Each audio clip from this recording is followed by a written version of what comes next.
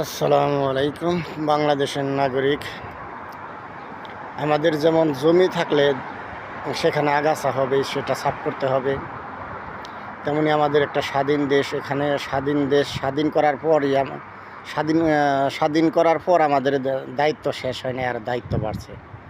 কারণ এই স্বাধীন দেশে মুনাফিক নেতা হবে, চুর, চাঁদাবাজ, দুর্নীতিবাজ, জালেম নেতা হবে। সে নেতার বিরুদ্ধে রুখে দাঁড়াতে হবে। এটা এই জন্য জুলাই এক আন্দোলন, এই জুলাই আন্দোলন একটাই শেষ নয়, এটা কিয়ামত পর্যন্ত জুলাই আসবে বাংলার জমিনে। এই জন্য যখনই অন্যায়, অবিচার, বিপদগামী হবে সরকার, তখনই সকলে মিলে ঐক্যবদ্ধ হয়ে তাকে প্রতিকার করতে হবে শেখ হাসিনার মতো।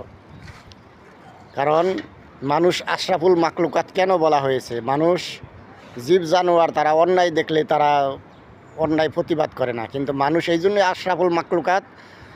অন্যায় দেখলে তার প্রতিবাদ করতে হবে, সেখানে জান গেলেও সেটাকে শহীদ বলে। তার মা বাবা শহীদের সন্তান হবে, বিনা হিসেবে জান্নাতি। কারণ মুসলমান দুনিয়াতে আসছি আমরা দোয়া করব, আল্লাহুম্মা আইন্নি আলা জিক্রিকা ওয়া শুকরিকা হুসনে ইবাদাতিক।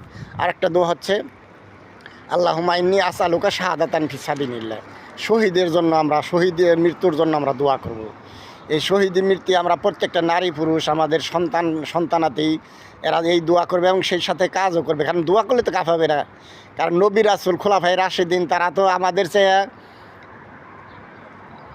ভালো উত্তম মানুষ ছিল, কিন্তু তারা শুধু দোয়া করে সীমাবদ্ধ থাকে নাই, তারা যুদ্ধে গিয়েছে। আমাদের জামানায় এখন যুদ্ধ হচ্ছে, যে নেতা হবে, যে সরকারি হবে, সে দুর্নীতি করবে, চাঁদাবাজি করবে, সরকারি টাকা চুরি করবে, আমরা তার প্রতিবাদ করবো। এর বিনিময়ে আমাদের জান যায়, এটা আমাদের খুশির কথা, কারণ আমরা শহীদ হলাম। কারণ অন্যায়ের বিরুদ্ধে, কারণ সে নেতা হলে, আমার বাপ হলেও আপনারা সবাই তাকে গদি থেকে নামাবেন। এই জন্যই, কারণ এটা মুসলমানের দায়িত্ব অন্যায়ের বিরুদ্ধে। সে যে কেউ হোক, যে দলের হোক, যে ধর্মেরই হোক, যে কোনো জায়গায় হোক, অন্যায় হবে, অন্যায়ের প্রতিবাদ হবে। এটাকেই মুসলমান বলে।